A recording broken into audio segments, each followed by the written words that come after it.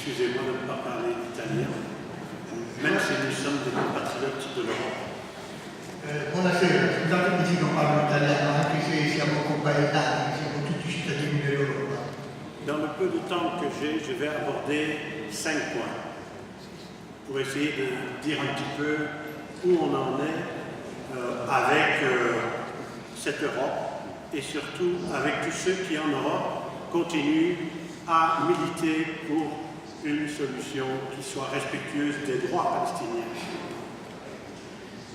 Ho 5 punti, affronterei 5 punti per parlare, per dire un pochettino, per parlare dell'Europa, dove siamo in Europa, dove siamo arrivati in Europa con la questione palestinese, a che punti sono coloro che si impegnano, che sono impegnati e si impegnano per la causa palestinese, per la soluzione del problema palestinese. Le premier point, c'est que pendant 7 ans, avec un nombre incroyable d'experts, juristes, de témoins venant des territoires palestiniens, venant d'Israël, avec des personnalités internationales et sous la présidence d'un homme extraordinaire qui était l'ambassadeur Stéphane Hessel, nous avons réalisé 6 sessions du tribunal Russell sur la Palestine. 6 sessions pour étudier quels étaient l'ensemble des manquements de la communauté internationale, qu'il s'agisse de l'Europe, des pays européens, qu'il s'agisse des États-Unis, qu'il s'agisse de l'ONU, qu'il s'agisse des grandes entreprises multinationales. Allora, durante i 7 anni abbiamo interpellato con molti esperti, molti di loro anche provenienti da Israele, perché abbiamo attivato una sessione del tribunale, era soprattutto la presidenza dell'ambasciatore Stéphane Hessel. L'ambasciatore Stéphane Hessel, per vedere un pochettino le manchevolezze dell'Europa, delle Nazioni Unite, delle grandi imprese nei confronti della questione del problema palestinese. Ce qui est ressorti de ce travail, c'est d'abord, regardez bien ce qui s'est passé, on a étudié le mur, on a étudié la colonisation, on a étudié le blocus de Gaza, on a étudié l'apartheid, le crime d'apartheid commis par Israël dans les territoires palestiniens et en Israël.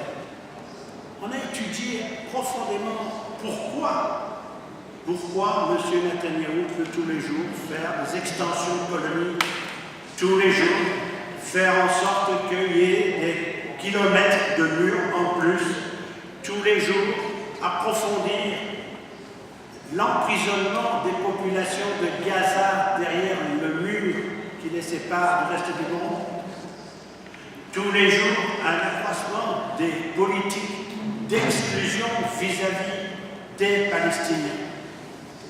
Quel est cet objectif? Qu'est-ce qu'il y a derrière? Et le tribunal a conclu que derrière cette politique-là, il y a un sociocide. Un sociocide. Qu'est-ce qu'un sociocide?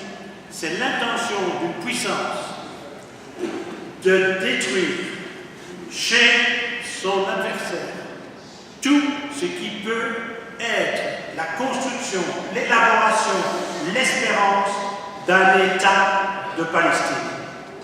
Ça, c'est l'objectif d'Israël aujourd'hui.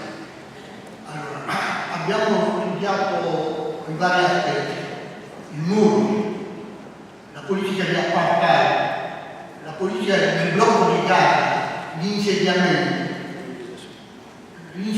la colonizzazione, e abbiamo cercato di rispondere a questa domanda. Qual è l'obiettivo? Che cosa cerca Netanyahu con questa politica portata avanti con determinazione? Abbiamo concluso che l'intenzione del governo israeliano di Netanyahu è quello di distruggere qualsiasi possibilità per i palestinesi di costituirsi uno Stato. Nos responsables politiques les membres du Conseil des ministres européens, les 28. Toute la Commission reçoit chaque année de la part des consuls européens qui sont à Jérusalem, reçoit un rapport. Et ce rapport, chaque année, clarifie un peu plus quelle est la situation de destruction de toute la Palestine. Tutti I consigli ministri devono concludere che la politica dell'Europa, la politica degli Stati Uniti non è una politica incoerente, è una politica colpevole, una politica complice dell'occupazione di questa politica israeliana. Je vais vous donner quelques exemples. Vous savez que l'Europe a pris courageusement, je le connais, une décision au mois de juillet, puis au mois de décembre, on a mis ça en œuvre, en 2014. Il a fallu 1 an de négociation pour la mise en œuvre de l'interdiction, l'importation des produits qui viennent des colonies de peuplement et qui jusqu'alors entraient en Europe avec les facilités d'accès et l'ensemble des avantages prévus dans l'accord d'association avec Israël. Insomma, l'Europa finalmente è riuscita dopo 1 anno ad arrivare a un accordo, 1 anno di trattative, a un accordo sui prodotti israeliani, sui prodotti nei territori occupati, prodotti nelle colonie, negli insediamenti israeliani nei territori occupati palestinesi, che fino adesso hanno sempre goduto degli stessi vantaggi, degli stessi agevolazioni che hanno i prodotti israeliani in Europa in virtù di un accordo, l'accordo di associazione di Israele all'Europa. Aujourd'hui, en Europe, on a adopté le plan de subvention à la recherche scientifique à l'horizon 2020. L'Europa ha adottato un piano di finanziamento alla ricerca fino al 2020. Israël est le pays associé qui a le plus grand nombre de projets avec le financement européen à l'horizon 2020. Israele è il paese associato all'Europa che ha il più alto numero di progetti finanziati dall'Europa, progetti di ricerca finanziati dall'Europa.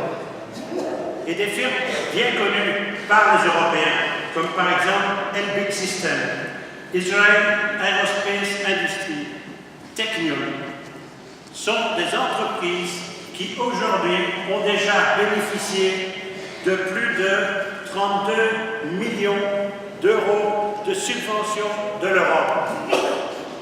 Ci sono delle aziende, lui ha citato una Elbit. Elbit, Israel Aerospace Industry. poi Israel Aerospace Industry, cioè l'industria aerospaziale israeliana, Technion, che hanno fino adesso avuto 32 milioni di finanziamenti dall'Europa per le loro ricerche. Pourquoi je vous cite ces 3 entreprises-là? C'est parce que toutes sont des entreprises qui font de l'armement et qui échangent de l'armament avec l'Europe aujourd'hui.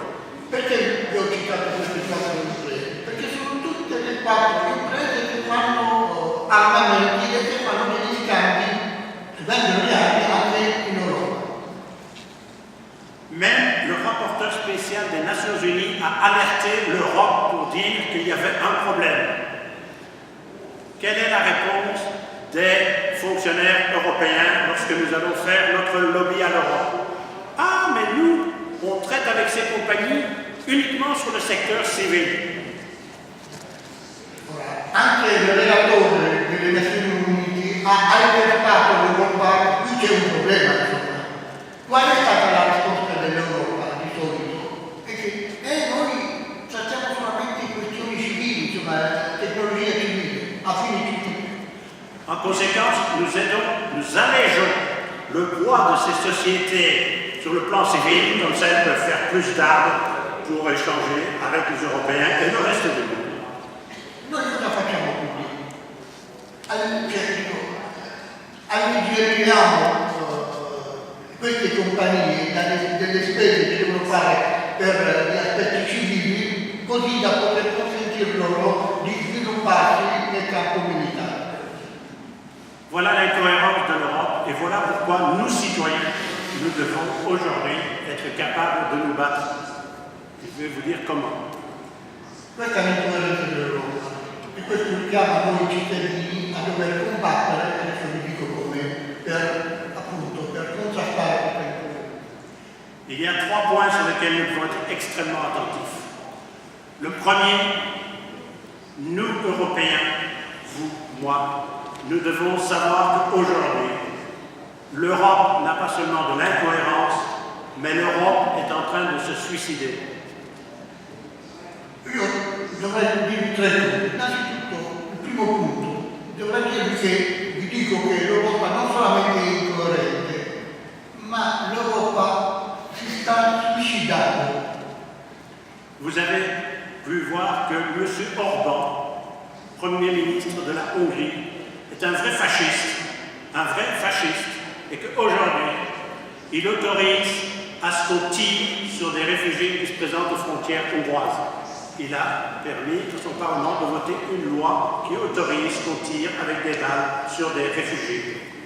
Il viole l'ensemble des règles de droit fondamental de l'Union européenne aujourd'hui. Orban, il primo ministro ungherese, ha fatto votare una legge che autorizza la polizia o l'esercito a sparare con delle vere pallotole contro i rifugiati che cercano di entrare nel paese. Questo è un fascista, nel vero senso della parola, e questo è in violazione di qualsiasi norma europea. Mais il est protégé par le plus grand parti du Parlement européen, qui est le Parti populaire européen. Ma è protetto dal più grande partito europeo dell'Unione Europea, cioè il Partito Popolare Europeo. Et les métastases se développent. Regardez ce qui se passe aujourd'hui en Pologne. Regardez ce qui se passe aujourd'hui dans certains pays du Nord, comme le Danemark. La metastasi cresce. Basta guardare quello che sta succedendo in Polonia, quello che sta succedendo in Danimarca. Et donc je pense que si nous voulons encore être quelque part sur cette planète des partenaires pour un autre monde, des partenaires pour la justice pour les Palestiniens, des partenaires pour qu'on arrête les guerres aujourd'hui qui massacrent tous ces gens dans les pays, comme par hasard, tous des pays musulmans, regardez bien. Si nous voulons être des partenaires, nous devons, nous, en tant que citoyens européens, être très attentifs à faire en sorte que l'Europe reste démocratique, sociale et basée sur les droits fondamentaux. Se noi vogliamo fare qualcosa come cittadini europei, dobbiamo essere molto attenti, dobbiamo impegnarci per far sì che l'Europa, come dire, prenda in considerazione, fare in modo che l'Europa sia l'Europa sociale, l'Europa solidale, l'Europa, dobbiamo stare molto attenti a quello che sta succedendo in moltissimi paesi, guarda caso sono quasi tutti musulmani, altrimenti l'Europa si suicida. Le deuxième point, c'est que nous devons utiliser le droit. Pourquoi est-ce que les amis du Sahara occidental et le Front Polisario, qui est donc le mouvement de libération du Sahara occidental, a été capable d'aller à la Cour européenne de Strasbourg et a obtenu le 10 décembre dernier la suspension de l'accord d'association entre l'Europe et le Maroc parce que le Maroc occupe le territoire du Sahara occidental. La Cour a prononcé ce jugement le 10 décembre dernier. Eh bien, je pense que nous devons aider l'OLP à faire la même démarche pour obtenir, par voie de droit, la suspension de l'accord d'association entre l'Europe e Israele. Noi dobbiamo utilizzare il diritto, cercare di impegnarci a livello del diritto. Vi do un esempio. Il Fronte Polisario di Liberazione del Sahara occidentale è riuscito a presentare una causa davanti alla Corte di Giustizia europea sentenza di sospensione dell'accordo di associazione del Marocco all'Unione Europea proprio per le sue violazioni nel Sahara occidentale. Noi dobbiamo impegnarci allo stesso modo per la Palestina. Dobbiamo cercare di ottenere dalla Corte di Giustizia Europea una sentenza che sospende l'associazione di Israele all'Unione Europea. Et le dernier point que je voudrais très court aussi, c'est aborder un point, c'est qu'aujourd'hui, nous ne faisons pas attention suffisamment à la politique de l'OTAN. Aujourd'hui, en Europe, tous les pays membres de l'Union européenne sont sous le contrôle de l'OTAN, et c'est-à-dire de nos amis des États-Unis. Toutes les guerres qui ont été engagées depuis 1990 sont des guerres qui ont été engagées après les consultations, non pas du Conseil de sécurité de l'ONU, mais de l'OTAN.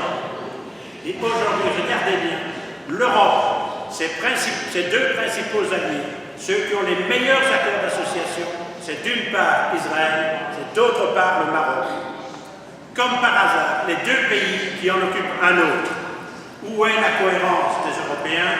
Où est notre capacité de mobilisation pour empêcher les commissions européennes, pour empêcher le Conseil des ministres de fermer les yeux sur ces événements qui sont, pour tout ce qui est la paix en Méditerranée, tout ce qui est le vivre ensemble que l'Europe doit essayer de promouvoir avec les partenaires de la Méditerranée tout entière pour pouvoir y arriver. Nous n'y arriverons pas si nous ne mettons pas en place des stratégies nouvelles, à la fois pour contrôler que l'Europe soit plus cohérente sur son plan démocratique interne, plus cohérente sur ses politiques externes et fasse extrêmement attention à ces liaisons dangereuses qu'elle a aujourd'hui au sein même de l'OTAN.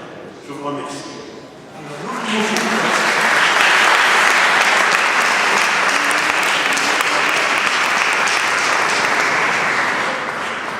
L'ultimo punto è quello della NATO.